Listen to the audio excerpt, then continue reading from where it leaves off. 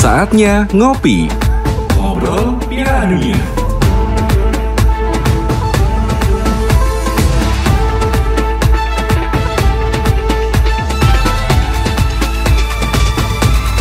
Ngobrol Piala Dunia. Halo Sport Lovers, salam olahraga. Ketemu lagi kita di Ngopi Ngobrol Piala Dunia. Beragam informasi seputar Piala Dunia dapat Anda lihat dan juga dengarkan di Pro 1 Semarang. Nah, pada episode kali ini kita akan membicarakan mengenai sebuah klub yang setiap perhelatan Piala Dunia ini selalu menjadi favorit juara. Apakah di tahun 2022 ini tim yang satu ini juga kembali lagi difavoritkan?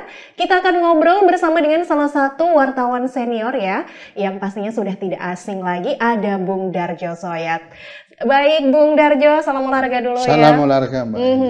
Ini di episode kali ini kita akan ngobrolin soal Jerman ya. Kita tahu bahwa Jerman ini merupakan salah satu tim yang sangat disegani di Piala Dunia, juara bertahan juga.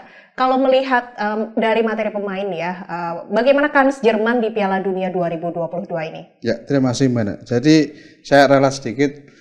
Juara bertahan kali ini bukan Jerman, tapi Prancis. Tapi apapun bahwa Jerman sudah tercatat 4 kali juara dunia. Jadi sebelum terakhir 2014 ketika main di Brasil. Jadi sebagai tim yang dengan koleksi juara terbanyak bersama Brasil dan Italia, maka setiap kali penyelenggaraan Piala Dunia, Jerman menjadi salah satu dari beberapa tim yang selalu difavoritkan dan diunggulkan. Jadi mereka pun juga difavoritkan di Piala Dunia Qatar ini. Kalau melihat tim Jerman ini bisa dibilang ada di grup neraka. Di situ ada Jepang, kemudian ada Spanyol ya, Costa Rica dan juga Jerman. Bagaimana kansnya ini untuk Jerman menghadapi tim-tim yang juga tidak mudah seperti itu? Ya, jadi Jerman sendiri lolos ke Piala Dunia dengan rekor yang sangat mengagumkan. Jadi dia sebagai juara grup dan dari penampilan di babak kualifikasi itu mereka hanya kebobolan 4 gol. Artinya di sini pertahanan Jerman sangat kuat. Memang kali ini pelatih Hans Flick sudah mengumumkan 26 pemain yang siap berlaga di sana. Jadi melihat bahwa sedikitnya jumlah gol yang masuk ke gawang itu memang Jerman sangat kuat di lini pertahanan. Tentu saja di situ ada kiper senior yang pada Piala Dunia 2014 dia juga sebagai penjaga gawang dan sekarang menjadi kapten tim. Jadi di situ menunjukkan bahwa gawang Jerman sangat kuat. Di sana juga ada bek tangguh yang sekarang main di Real Madrid si Rudiger. Kemudian ada Niklas Sule. Tentu saja mereka pertahanan Jerman sangat kokoh untuk dibobol tim lawan. Baik, Jerman ini kan sempat lama dilatih oleh Joachim Löw. Kemudian untuk Piala Dunia kali ini bersama dengan Hansi Flick. Nah ini seperti apa ini perbedaan karakter dari kedua pelatih ini? Hansi Flick ini sebenarnya juga merupakan bagian dari tim Piala Dunia yang meraih juara dunia 2014 itu. Dia adalah pelatih Joachim Löw ketika itu dan sudah bergabung dengan tim nasional Jerman sejak tahun 2006. Jadi bukan hal yang baru sebenarnya ya. Jadi malah kalau lihat itu komunitas dia itu justru ada di tim nasional. Kemudian ketika tahun 2019 itu dia menjadi asisten pelatih di Bayern. Kemudian di Bayern itu juga awalnya hanya sebagai pelatih, asisten pelatih. Kemudian ketika pelatih kepalanya tidak mendapatkan prestasi yang diharapkan, hanya tidak satu tahun dia naik jadi pelatih kepala tim Bayern. Dan salah satu sukses dari Hans Flick adalah Bayern juara Liga Champions pada tahun 2020. Itu pun dengan rekor yang sangat mengagumkan, dari 23 kali main di babak champion sampai juara itu tidak pernah kalah. Tidak pernah kalah. Jadi memang bisa dibilang Hansi Flick ini sudah tidak diragukan lagi kepelatihannya. Jerman ini kan pernah punya nama-nama yang luar biasa. Di depan ada Oliver Bierhoff, ada Miroslav Klose ya. Kemudian di tahun ini seperti apa ini line up pemain yang akan nanti dibawa? Line up pemain di depan masih mengandalkan Thomas Müller, ya. Terus Gnabry, ini dua penyerang dari klub Bayern. Yang tentu saja dengan Hans Flick itu sudah sangat familiar dalam tim. Jadi mereka tidak akan terlalu susah untuk mengeksploitasi kemampuannya. Di sana juga ada Kai Havertz dari Chelsea yang dia juga tajam, dan Havertz ini ketika Chelsea juara Liga Champions juga menjadi pencetak gol di final untuk kemarin. Baik, jadi dengan materi pemain yang luar biasa, kemudian pelatih yang juga bisa dibilang sudah jaminan mutu seperti itu ya. Apa yang harus diwaspadai oleh Jerman supaya kemudian mulus untuk melangkah ke babak-babak selanjutnya? Ya tentu saja mereka harus konsentrasi di grup E dulu. Mereka akan ketemu Spanyol, Costa Rica dan Jepang. Pada awal itu untuk dalam jadwal agak sedikit bukan menguntungkannya ketika Jerman dan Spanyol tidak langsung bertemu pada partai pertama, tapi pada partai kedua Jerman nanti akan ketemu Jepang dulu, kemudian Spanyol ketemu Costa Rica, baru pada pertandingan kedua Spanyol dan Jerman baru ketemu. Jadi artinya ketika mereka harus berhadapan dengan tim kuat, mereka sudah ada pemanasan dulu dengan tim yang relatif di bawahnya, sehingga mereka bisa mengevaluasi juga mereka bagaimana akan menghadapi Spanyol. Dan tentu saja mungkin Spanyol juga diuntungkan dengan jadwal yang tidak langsung ketemu Jerman. Dan dua tim ini kemudian menjadi favorit bahwa dua tim ini yang akan lolos ke babak 16 besar.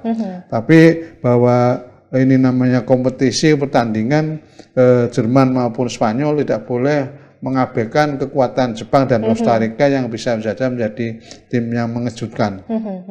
Dari materi pemain yang dibawa oleh Hansi Flick ini, apakah memang ke-26 pemain ini bisa dibilang sudah terbaik seperti itu ya? Atau sebenarnya masih ada pemain yang diharapkan untuk dipanggil tapi tidak jadi dipanggil ini? Iya betul. Jadi sementara memang yang terbaik, dan kebetulan Liga Jerman sendiri sudah memenuhi kebutuhan tim nasional. Jadi hampir semuanya dari Liga Jerman ya? Semua. Jadi hanya dari cuma itu Kai Havertz dari Chelsea, lainnya terus Rudiger dari Madrid, lainnya tuh dari Liga Jerman semua. Bisa dibilang kalau Bayern ini juara Piala Champion, ini bisa dibilang Jerman ini kansnya tinggi karena hampir semua pemainnya dari situ gitu ya. Betul. Jadi memang kalau kita linearnya memang ke sana, tapi sepak bola itu juga bukan deret ukur yang linear. Jadi ada tim-tim yang kemudian di klubnya hebat, terus di level regional hebat, ketika masuk ke Piala Dunia justru biasa saja. Ya. Seperti Inggris misalnya ya. Baik, nah untuk pelatih Hansi Flick sendiri ya, ketika mungkin bertemu dengan Spanyol atau juga mungkin nanti Jepang, apakah kemungkinan akan ada taktik-taktik main aman misalnya ya, agar mungkin hasil imbang saja atau seperti apa ini? Hansi Flick ini punya karakter rasa percaya dirinya tinggi. Jadi kemungkinan itu mirip dengan Pep Guardiola ya. Dia akan merancang timnya sedemikian rupa dengan bukan tidak memperhitungkan, tapi dia akan bermain sesuai dengan karakternya. Jadi kalaupun ada antisipasi relatif sedikit. Jadi mereka kalau sudah bermain dengan polanya itu, lawan harus yang menyesuaikan, bukan Jerman yang menyesuaikan lawan gitu. Jadi dia akan menerapkan pola menyerang. Walaupun ini karakter pemain bertahannya banyak dan kekuatan Jerman ada di lini pertahanan, itu tidak mengurangi daya serang Jerman itu.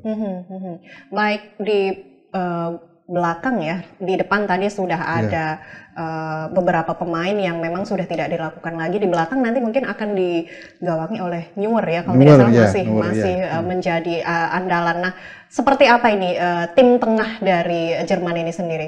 Tim tengahnya ada Joshua Kimmich, Timo Werner, terus tadi Kai Havertz itu akan membuat lini tengah menjadi serangan yang tajam bagi umpan-umpan kepada dan bahkan juga tidak jarang mereka mencetak gol juga ya, para gelandangnya ini ya. Baik, nah ini kalau di belakang kan tadi bisa dibilang Jerman ini merupakan tim yang jarang kebobolan ya, bisa dibilang seperti itu dengan pertahanan yang sangat kuat. Tapi memang dari dulu Jerman ini kan selalu mempunyai barisan back-back dan juga penjaga gawang ini ya, terutama yang sangat luar biasa. Kalau dulu ada Oliver Kahn, sekarang satu penjaga gawang yang juga bisa dibilang sudah veteran seperti itu.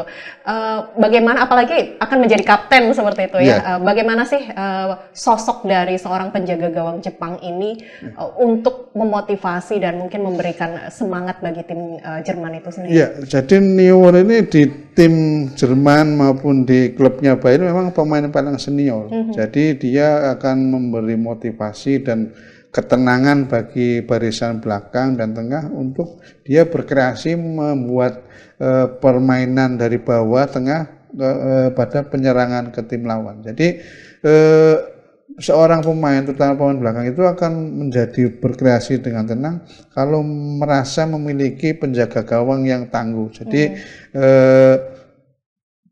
ada tingkat-tingkatan mungkin kesalahan bisa diminimalisir oleh keberadaan kiper yang tangguh itu.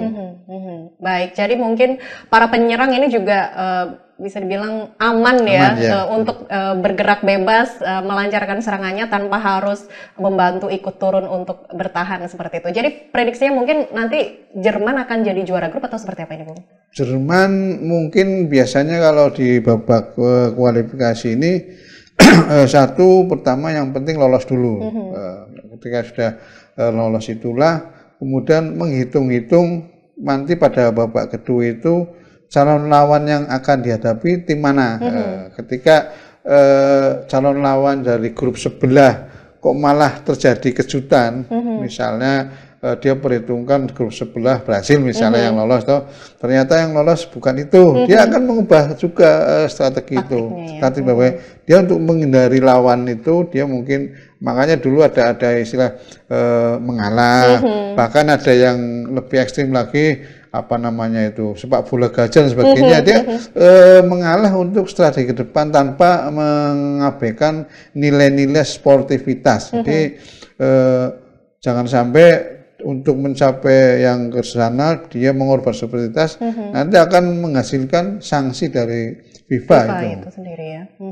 Baik, jadi bisa dibilang Jerman ini tetap akan menjadi favorit untuk melaju ke babak-babak selanjutnya, bahkan juga juara ya di Piala Dunia Qatar.